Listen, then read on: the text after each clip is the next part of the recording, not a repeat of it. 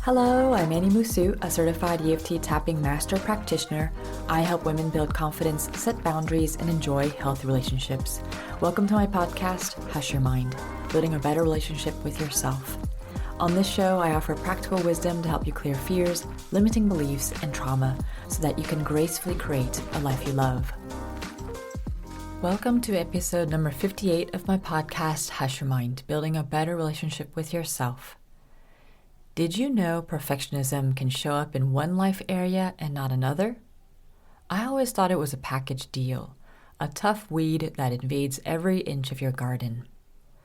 Then I stumbled on a study where researchers reviewed perfectionism in 22 life areas, with work and studies being the most common among participants.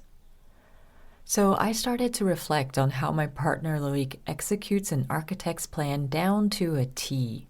He can be perfectionistic about exact measures and the project's budget. But if you look at his closet, a wild mess of strewed shirts and crumpled socks. On the other hand, I've tried to perfect every aspect of my life in the past, as if each one were a video game level to surmount. Perfectionism was one of the main ways I protected myself from harassment at school and my father's barrage of criticism.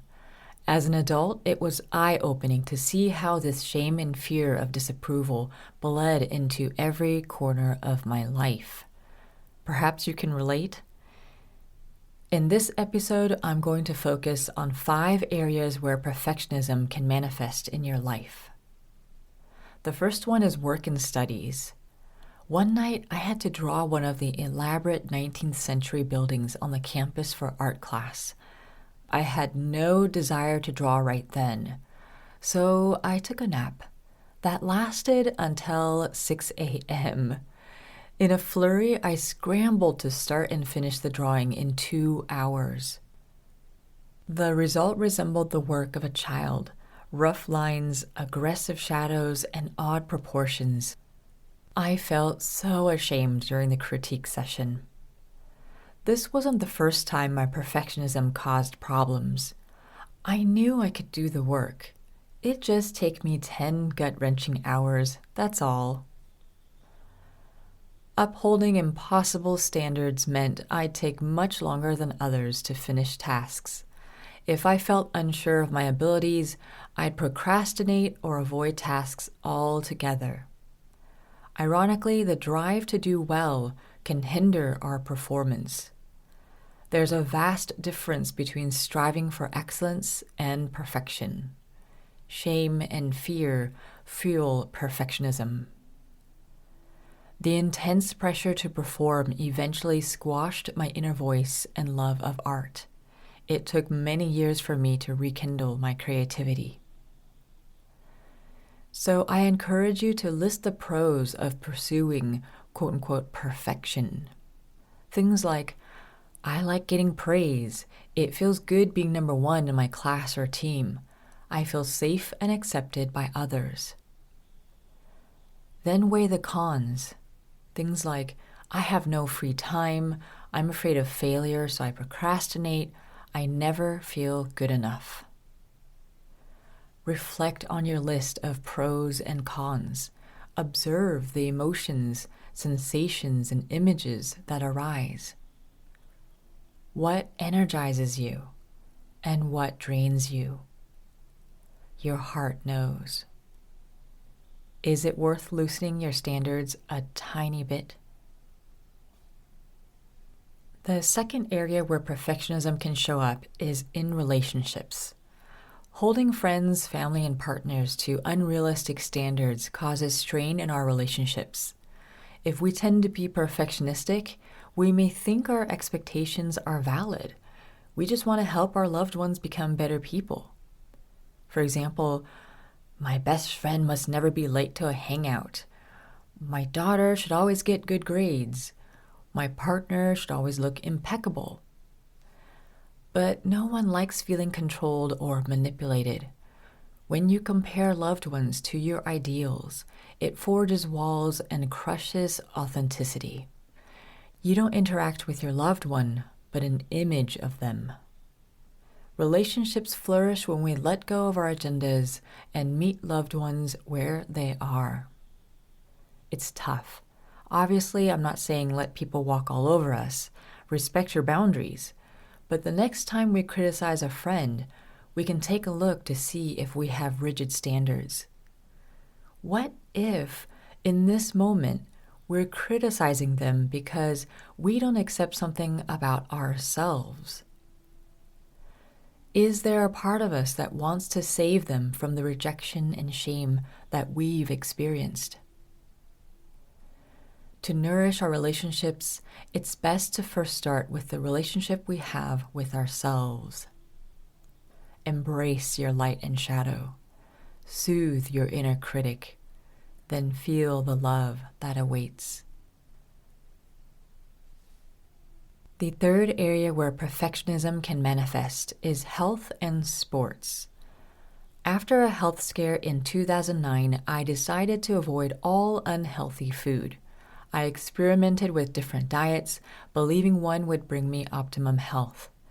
Various studies and books persuaded me to change my habits, like reducing meat, eating whole grains, consuming vegetables raw, eliminating dairy, and avoiding sugar, including fruits. Though my discipline with strict dietary guidelines was admirable, my efforts to ward off illness stressed me. I read about nutrition for entire days, forced Loic to eat like me, and beat myself up for having a cold. I had done it again. I let my perfectionism push me to extremes. Perhaps my obsession to eat healthy was the condition called orthorexia? Have you experienced something similar? Perhaps you get caught up in perfecting your sports performance. Striving for excellence in sports cultivates a good work ethic and desire to improve your skills, which likely helps all life areas. But we're doing ourselves no favors if we believe perfection is attainable. Working towards an elusive goal can feel overwhelming, stressful, and bleak. Worse, it can lead to eating disorders and exercise addiction. Instead of focusing on results, embrace the journey. Breathe deeply into your fear of illness, failure, or disapproval. Send love to any part of you that needs it. Here's a quote by Michael Jordan that helps me put failure into perspective. Quote, "I've missed more than 9,000 shots in my career. I've lost almost 300 games. 26 times I've been trusted to take the game-winning shot and missed. I've failed over and over and over again in my life, and that is why I succeed." End quote. The fourth area where perfectionism can manifest is physical appearance. When we're perfectionistic about our physical appearance, we can worry too much about grooming, hairstyle, or clothing. What's most heartbreaking is that many cultures glorify thinness or certain physical traits. A lot of us feel unworthy unless we look XYZ, fill in the blank. In college, I had a friend named Emily. That's not her real name, by the way. We talked for 2 hours straight as soon as we met. I marveled at the ever-changing cuisines in the dining hall and wondered why she sometimes only ate chocolate-dipped bananas for dinner. She inspired me to crack jokes with our growing French vocabulary, try salsa dancing, and uplift the most vulnerable. Then one evening, she confessed her struggle with bulimia. I didn't have the maturity and knowledge to understand. It shocked me that she hadn't been aware of her actions. I later learned that defense mechanisms like denial are unconscious responses to protect us from anxiety or pain. Emily reached out to me through the fog. That takes courage. According to Good Therapy, 30 million Americans will experience an eating disorder in their lifetimes. Eating disorders are the third most common chronic condition for teen girls. Studies show a strong link between perfectionism and eating disorders. We all feel the pressure to meet conventional beauty standards, but each time we criticize our body or someone else's, we've fallen prey to consumerism. I love this quote by Buddhist priest Koshin Ogui. Quote, "A flower does not think of competing with the flower next to it. It just blooms." End quote. The flowers are leading the way. Can we look to them for inspiration? Get support if you need it. I offer personalized support at hushyourmind.com/coaching, or you can get a free EFT session exchange for a short interview at hushyourmind.com/interview. The links are also in the show notes. Eventually, we're all meant to bloom. And finally, the fifth area where perfectionism can manifest is the home and your environment. Do you spend tons of time and energy tidying your space?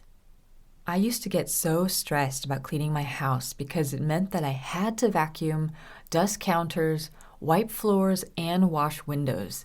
It was all or nothing. When I discovered minimalism, it inspired me to declutter like a mad woman and create a home sanctuary. But it also aggravated my perfectionistic tendencies. Since I have few objects and furniture, I can more easily spot clutter. The space around objects speak louder, creating an eerie museum-like aura. Those home decor magazines and cute Instagrammable offices sure don't help. Anything taken to extremes can be detrimental. I realized that perfecting my home and controlling my space helped me feel safe and accepted. And that's okay. I preferred not to deal with my mother-in-law's comments. Ultimately, though, it's not about how we fold our shirts, nor if our papers stack up neatly. It's about accepting that life can be a glorious mess. No one has it all together all the time. If we have the courage to leave a few dirty dishes, we can go outside and play. In conclusion, stop dimming your light. It's easier said than done. We often learn early on to conform and avoid judgment. Then, before we know it, this deep shame can seep into many areas of our life, including our work and studies, relationships, health, physical appearance, and home. Striving for perfection served me in many ways. I'm grateful for the temporary band-aid that it was, especially in my childhood. And I also grieve all the times I dimmed my light to avoid upsetting others. I unknowingly gave my power away, stayed small and bound. Until, as Anais Nin famously wrote, quote, "The day came when the risk to remain tight in a bud was more painful than the risk it took to blossom." End quote. Throw off the shackles of shame and guilt. Integrate any part of you that believes you're unworthy of love and respect. Because even if it may not feel true right now, you've always been worthy and you'll always be. Thank you so much for joining me in this episode of Hush Your Mind. I'm currently offering free EFT tapping sessions in exchange for a short interview. Book your session at hushyourmind.com/interview. Keep in touch with me via my twice-a-month newsletter and get a free EFT meditation and guide for people-pleasing. The links are in the show notes. May you have the courage to love and accept yourself. Be well.